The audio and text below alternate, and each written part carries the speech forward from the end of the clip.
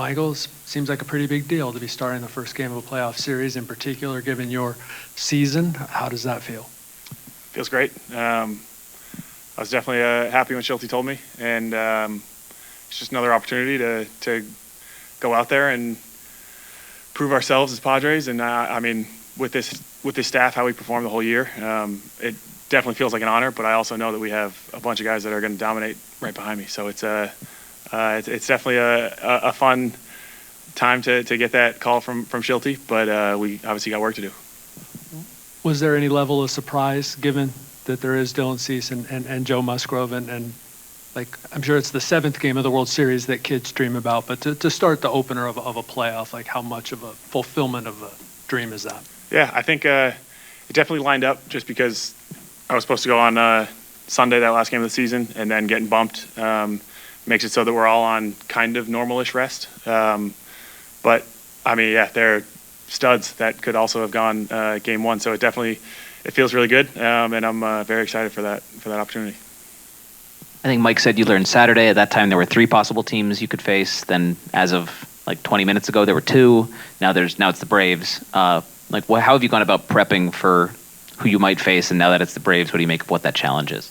Yeah, wild day today. I did the first 4 hitters of all 3 lineups in preparation. I basically had all the Diamondbacks just in case I was pitching that Sunday. But then I had the first 4 guys because I didn't want it to be a mad scramble to get all 9 in. And there's also a chance that we end up facing the other team that we don't play. So I got a little head up in that game. But it's going to be a good battle. I know the Braves just went through a crazy day, and we're hoping to give them a little bit more craziness.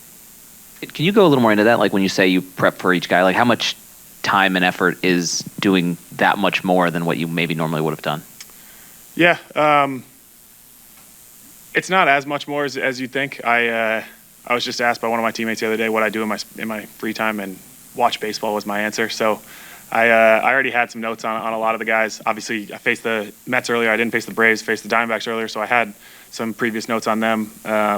So my focus was more on the Braves, just because I hadn't faced them this year. And then it's fun for me. I get to watch their approach against all different pitchers and different situations, and hopefully execute when I'm out there. It's a kind of generic one that we've asked you in different ways throughout the season, but now that you've completed the regular season, like what was the biggest key to making that transition into a full-time starter and to making it work as well as it has? I think a couple things. Routine was definitely one of them. As a reliever, you couldn't get on a routine really. You had to be ready every day. So being able to make those adjustments throughout the week were huge, but also being in the weight room and in the training room and making sure that I was healthy every 5th day was a big one. But then mid-game, it's really just finding the soft contact. That's been a huge thing of mine that I had to learn how to even scout for. As a reliever, I just wanted to go for swing and miss. And if I walked you, I walked you. I wasn't going to walk 4 guys in the inning. So I was just going to go for as much swing and miss as I could. Obviously, as a starter, you want to be able to provide length to the team. And if you go out and go after swing and miss every pitch, you're never going to go deep into games. Michael, the Braves just won, so they obviously are doing something other than announcing their starter, who you'll face. But I think most people would be surprised if it's not Chris Sale at this point. What would that matchup mean? I know you're worrying about your own day, but they're bringing clearly maybe the favorite for the Cy Young Award on the other side in the dugout. Yeah, I'd say definitely the favorite.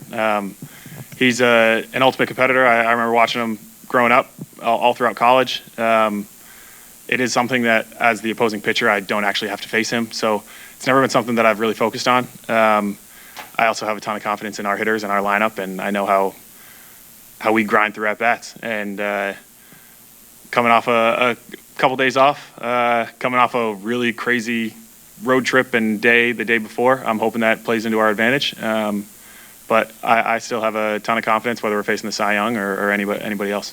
Michael, in the context of this being your first season as a full-time starter, you set very lofty goals back in spring training about the innings number. You came very close to the 180 you set.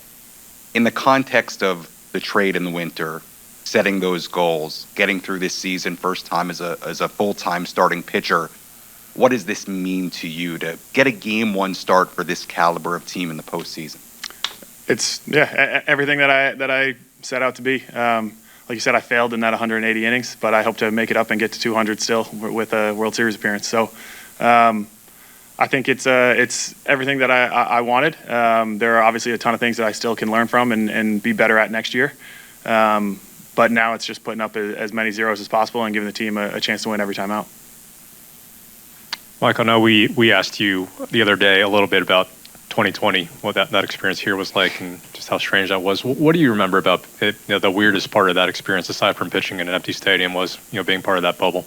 Yeah, I was on in the visiting clubhouse wearing a mask at all times. No fans in the stands, and honestly, I was just happy to be there because I was not on the roster for the I think it was wild card against Cleveland, and then got added to the roster when we played the Rays. And that's something that I know I was just talking to a bunch of our media guys, like, I can't wait to see this place in the playoffs. Obviously, I did see it in the playoffs, but nobody was in the crowd, and nobody wanted either the Yankees or the Rays to win. But the fans here are absolutely nuts, and I am very excited to see what we can bring. I think it was Kyle behind the plate for those 2 innings you threw. What's it meant to have him here with you this first season, and for you two to have this experience together, presumably a couple tomorrow? Yeah, definitely a huge piece in that trade. I think it was instrumental for me to just have a familiar face to not only see every day, but be able to work with every day and know how to communicate with them immediately and face hitters, read swings. I can have that trust in him immediately getting here. But I'm sure if you ask everybody else in that clubhouse, whether it's staff, players, he's a huge part in just the overall atmosphere in that clubhouse. He's a little ball breaker, but comes to play every single day.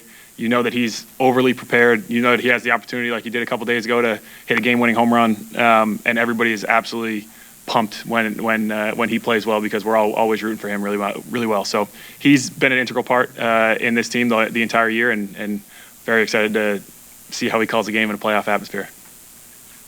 Hey, Michael, you touched on the atmosphere here, but could you elaborate just on what your experience has been like pitching at Petco Park, the crowds that they've had, and just your expectations for what it'll be like for you to pitch in that type of environment, now heightened beginning tomorrow? Yeah, I've heard about that 2022 playoff run, just what they did, and I think that's incredibly uncomfortable for an opposing team to come into. I even think throughout the year it played into our advantage, where, like I've said before, we would face a non-divisional sub 500 record team on a Wednesday, and we're selling out, and it's just it's a lot to come into that atmosphere, and then knowing that they're going to be even louder and probably even more somehow, it's going to be a very tough time for our opponent, and something that we're going to have to feed off of. And I can't wait to turn up my pitch comm and make sure I can hear everything, but it'll be a very fun time for me tomorrow. Following up on that, Michael, are you someone who will feed off the adrenaline of the playoffs and the crowd, or do you have to try to hold that in check a little bit when you go to the mound?